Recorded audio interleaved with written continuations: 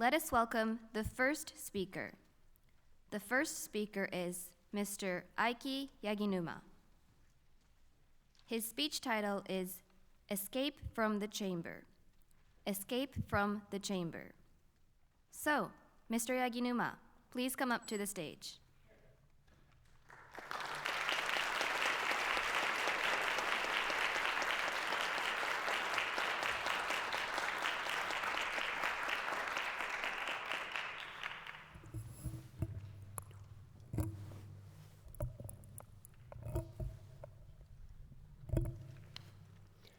Thank you, Master of Ceremony, honorable judges, questioner, and of course, the audience.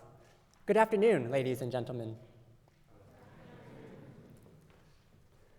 I would like to talk to you all about my childhood. It was no ordinary childhood. I was born and brought up in a Christian cult, and we used to live in a commune of over 100 people on a mountain in the middle of nowhere. We were educated with Christian textbooks, and our reading was limited to the Bible, specific books by Christian authors, and our own cult's publications. These teachings went unchallenged, and everything from the outside world was considered evil. We were forbidden from going to public schools, working a normal job, or starting our own business. We were going to heaven, and they were going to hell. When I was little, this was all I knew, and I thought that we were right about everything, and that they, the sinners, were wrong. Sounds pretty messed up, right? I bet some of you are thinking, I'll never get involved with anything like that. But actually, I believe many of you are involved in something very similar right now. Your situation is how you obtain information from social media. Today, in my speech, I will show you all how I obtained information as a child in a cult is similar to how we as a society obtain information today. I presume many of you here today use social media like Twitter or Facebook, correct? I think many of you only follow people that you are friends with, or you're interested in, or you agree with. We rarely follow people that we don't like or disagree with. We tend to stay in this bubble where we only hear things that we want to hear from people that we want to hear it from. In this bubble, there are rarely any arguments, only people agreeing with each other. This bubble is called an echo chamber. You may think it's just my presumption, but in fact, in a paper released in last June, An Nguyen and Han Tian-Vu found statistical evidence proving that people that obtain information through social media have a high likelihood of being stuck in an echo chamber. And currently, we as a society aren't really putting much effort into breaking these echo chambers. On the contrary, Twitter just released a new setting that allows users to block people's replies to their tweets, meaning that their followers cannot see those replies either. This setting will just spread more misinformation, causing biased information to go unchallenged and making echo chambers a more serious problem. This doesn't only affect people on social media, but real-life events as well. In the 2016 U.S. presidential election, many people were in an echo chamber that supported Hillary Clinton, and they all thought that she was going to win. The New York Times was even a part of this echo chamber, and they had an article that said Hillary Clinton has a 91% chance of winning the election. On the other hand, though, another echo chamber of Donald Trump supporters spread misinformation and slander towards Hillary Clinton, and their base grew and grew. The true strength of Donald Trump's base wasn't revealed until Election Day, when he won the presidency. If we let echo chambers like this continue to exist in our society, this will prevent more people from interacting with each other, further dividing nations, and ultimately posing a threat to our democracy. Just like this case, a big part of being in an echo chamber is not realizing that you are in one. This is because many people are so accustomed to being around people that agree with them and validate them, and they don't see the need to interact with people that don't agree with them. Before we know it, we are in an echo chamber. We must realize that being validated isn't worth sacrificing our society and democracy. We must break these echo chambers and interact with each other no matter what our views may be. We can do this in 3 steps. First, we must recognize that echo chambers are a serious issue and that they allow biased information to go unchallenged. And when these ideas go unchallenged, many more people will have illogical views, just like I did when I was a child in a cult. And society will be worse off for it. The second step is to all ask yourself this question. Do I only follow people I agree with on social media? If the answer is yes, I want you to follow just one person that you disagree with. Just one person's okay. That simple. You don't have to agree with them. Just see what they have to say and try to understand why they think that way. Hopefully, you can even find some common ground. The final step is when you get to understand them, strike up a conversation with them. But remember, don't deny what they say, even if they deny what you say. We're not trying to persuade them to change their mind. If someone suddenly came up to you and said, everything you're saying is wrong, you wouldn't want to keep talking, right? Also, when you bring up the common points I mentioned earlier, both of you will understand each other easier and know how each other feels.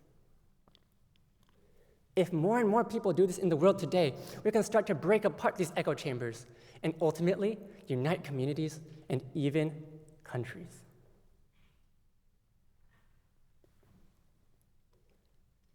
Today, in this modern world of technology and social media, we are all in an ideological cult before we know it. Your situation is just like my childhood. But your case isn't just 100 people in the middle of nowhere on a mountain. You are a part of a bigger picture and play a small but integral part in shaping today's society. Ladies and gentlemen, you have the power to change.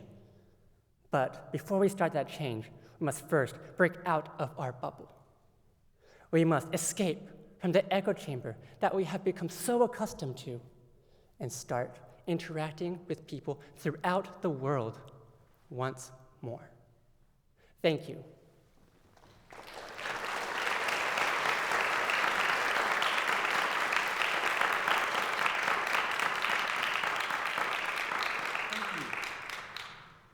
Thank you, Mr. Yaginuma. Now, we have a question and answer session. Mr. Tamura, please. Hi, Aiki-san. Thank you for a good speech. And Thank you. it was an interesting concept, echo chamber. I think I've been living in the echo chamber because I don't like to get my opinions on ideology challenged by anybody. So how about you? Do you think that you've been living in an echo chamber before? I mean, the cult I grew up in was like literally an echo chamber.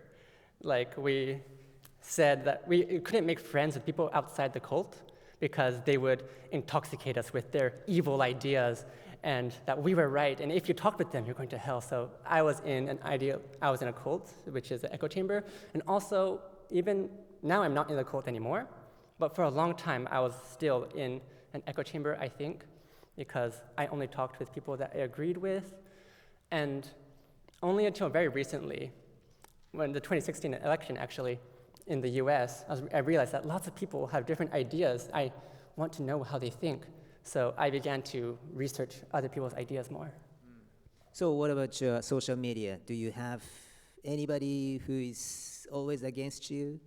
Yes, I follow lots of people that like disagree with me, and every time I talk with them, they're like, "You're just like this liberal snowflake." I'm like, okay, but I don't. I try to agree with them on as many points as possible, and try to strike a conversation and a connection to connect these echo chambers. Well, I think that I think this concept is very interesting, and if nobody listens to your message, what do you think will happen in the future? Like 10 years from now, like this echo chamber situation continues, and what will what would be the negative consequences 10 years from now? Nobody listened to your message. Well, like if this divide keeps on growing and growing, then we as a country won't be able to be united. Any country, Japan, the US, UK, there's just the whole world. And our governments won't be able to work properly, and like ultimately maybe there's like a civil war or something to be like on the bad side of things. Just the worst case scenario. So my last question is well, personally, I like to be living in an echo chamber because it is so comfortable. I don't want to have any negative people around me, because as long as I've been in an echo chamber, I can stay happy, I can stay positive, and I don't want anybody criticizing me. What do you think about this idea? So like, what kind of advice would you give to me? So I think we all need that space to feel safe. Obviously, I don't want everyone to constantly be talking to people they disagree with. That's just, maybe you get depressed. So like, you don't have to do it all the time, just maybe once in a while, just strike a conversation. Or maybe if you really don't want to have a conversation with someone you disagree with, maybe just following someone on Twitter and seeing what they say. You don't have to talk with them, just see what they say and say, oh, some people think like that too. And it won't have any effect on yourself if you don't have a conversation with them. But I think that will start the chain of reactions to a conversation, but that's just the first step, I think. Yeah. Great. Thank you, Aki-san. Thank you. Thank you. Thank you, Mr. Yaginuma and Mr. Tamura. Please go back to your seat.